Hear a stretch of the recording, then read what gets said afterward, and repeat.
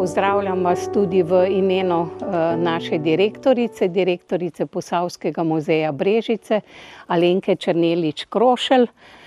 Zdaj bom malo širše za tiste, ki še niste bili, samo toliko, da se seznanimo, zakaj smo na Banovi domačiji, ne, in zakaj je to Posavski muzej Brežice.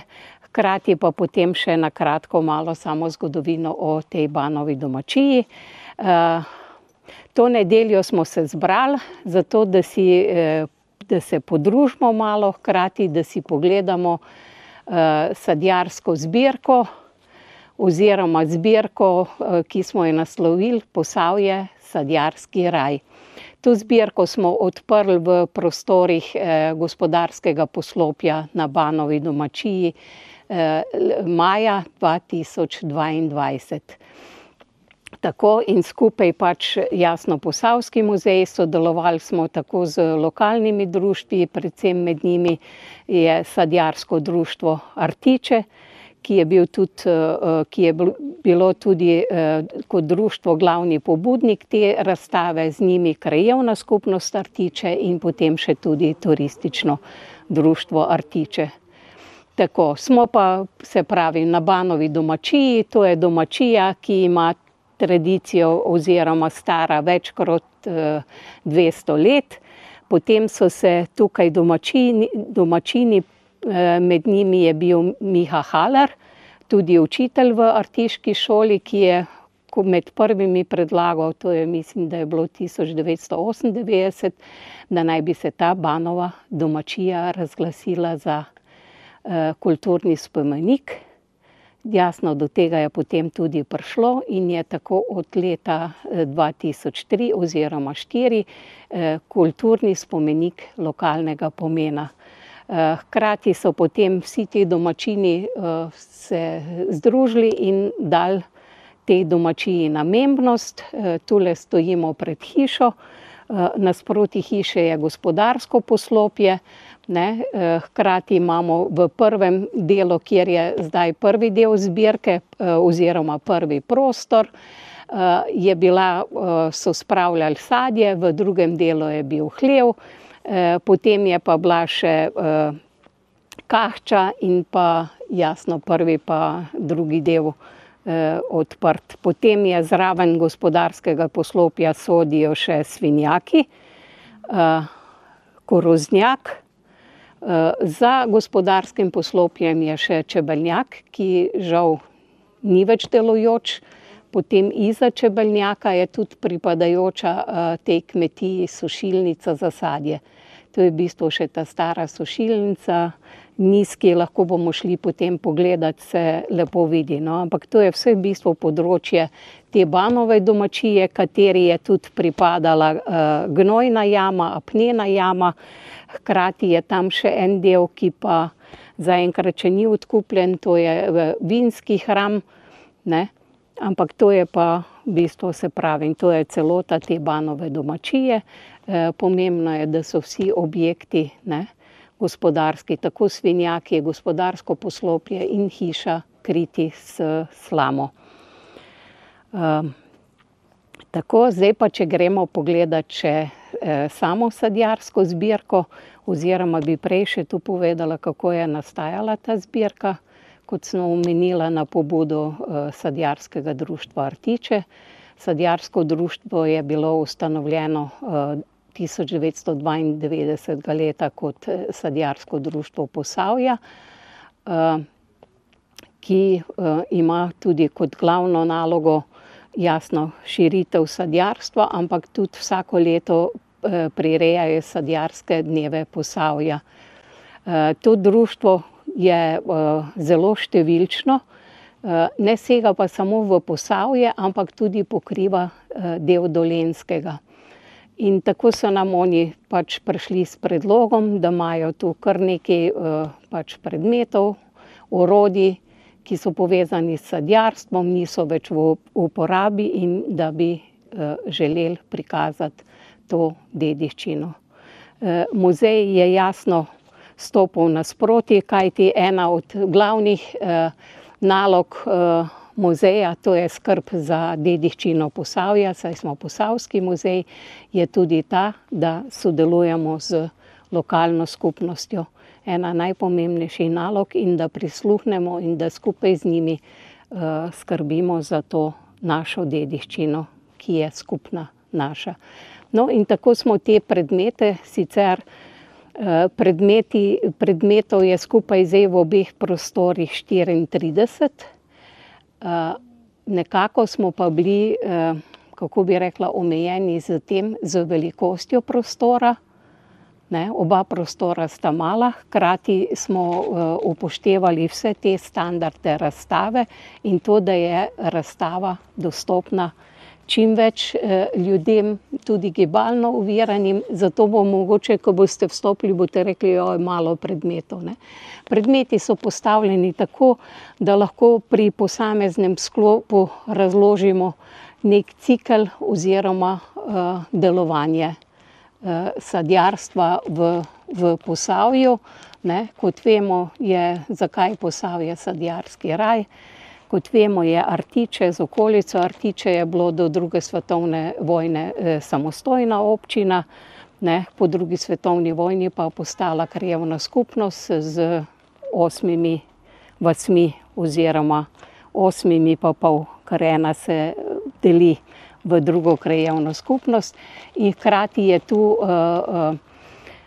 močna dediščina sadjarstva. S sadjarstvom se je nekako začelo močneje ukvarjati v 19. stoletju, potem sledimo temu 20. oziroma po prvi svetovni vojni so prišli sem posamezniki iz Primorske, to je v času, ko se je preganjal fašizem, tako da imamo tu družine, ki so pa prinesle iz Primorske znanja o sadjarstvu, predvsem plantažno sadjarstvo.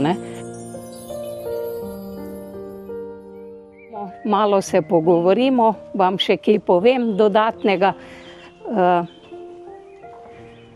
Tudi predmet sicer ni vključena v razstavo, je pa v projektu. V projektu je tudi, da se odzad čebelnjak obnovi, da se obnovi sušilnica, da se to, kar se sadjarji oziroma društvo trudi, so zasadili tule sadovnjak z visoko debelnimi drevesi, stare sorte, ampak pač vse rabi čas. No, tale stiskalnica oziroma preša nam v bistvu govori o tem, kako se sadjarstvo in vinogradništvo prelivata. Tu so v bistvu predmeti, ki se je uporabljalo tako za vinogradništvo in za sadjarstvo.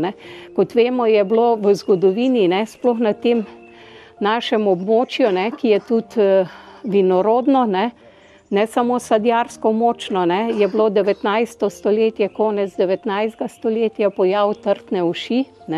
Zdaj imamo spet nekaj podobno v vinogradih, bomo videli. Ta trtna uš je imela za dobro to, da se je v bistvu sadjarstvo začelo bolj uveljavljati, razvijati, in hkrati so vse te stiskalnice oziroma vinske preše uporabljali tudi za prešanje sadja. In je potem bil ta, kako rečete, tem, ki je z jabolk, jabkovc, tako, tolkovc, tako. Zakaj tolkovc? Zato, ker se je tolklo. Tako, evo ga, izvolite naprej, pa gremo tule pogledati, kako je potekalo. Hkrati smo pa na teh, hvala lepa, hvala vam za pomoč, hkrati smo pa na teh manjših panojih potem predstavili to, kar ni šlo na veliki, ampak hoteli smo poudariti. Kot vemo, sadjarski dnevi, sadjarsko društvo, sadjarski dnevi Posavja, smo govorili pa potem jabolko. Kaj je jabolko simbol? Krajevne skupnosti Artiče. Tu imamo, ne vem, ki je danes, gospod Haller, Miha, vsi ga poznate, to domačini je zaslužen, pa potem kratka zgodovina o šolskem vrtu osnovne šole Artiče, pa o Arnovem selu, ki je slovenski sadjarski raj, in potem imamo še družino Koršič. Zdaj sprašujejo, čigavi so te predmeti. To so zbrali sadjarji, mi potem, ko smo delali, ne, za posamezne predmete, tam, kjer se ve, je tudi napisano v prvem delu, čigav je predmet, sploh za tele košare, ko je gospod Černelič, pozabila sem priimek, moram pogledati, delal, ne, tu iz Dečnih sel. Vse ostalo je pa pač bilo tisto, ko smo naredili seznam, potem smo naredili tudi v muzeju tabelarni seznam in vse predmete poslikali, izmerili, vse pripravili, to je vse restavrirano, ne, večinoma tega je bilo tudi črvivo, pač kakorkoli, zdaj je zaščiteno, obdelano, ne.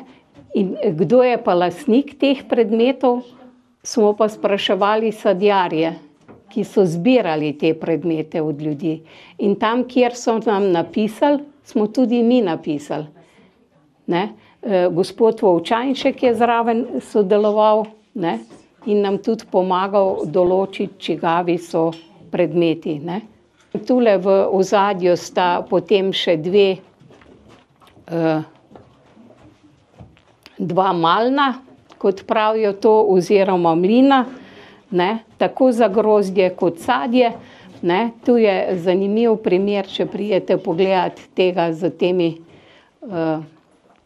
križnim vrtenjem, ročno vrtenje, ta je v bistvu star čez 100 let.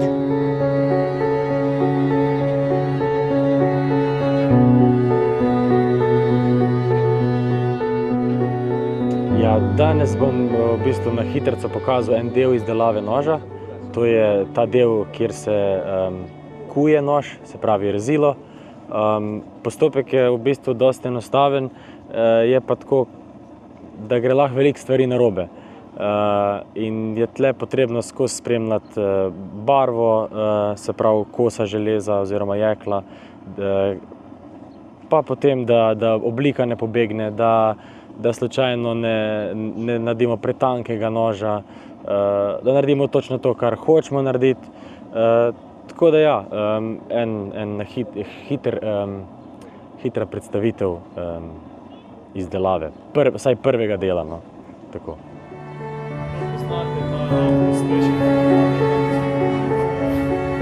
To je kar fajn ga izdelal, ampak še se drži. Je pa drugače, če koga zanima avstrijske izdelave,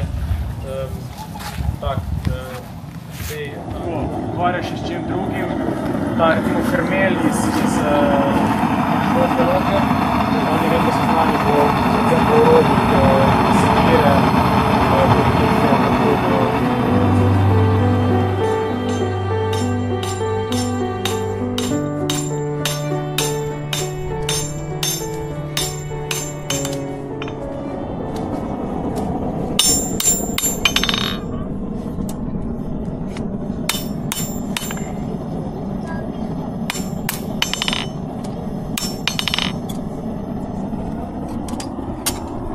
zdaj na koncu je še fajn, če se vse poravna, ne, da ni zdaj glih.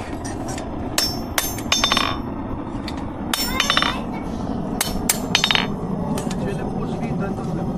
Ja, če je lepo zvito, ja.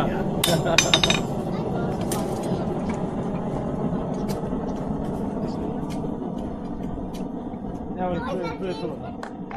Tu je ta Francija, približno. S kakšno napako. Za demonstracije se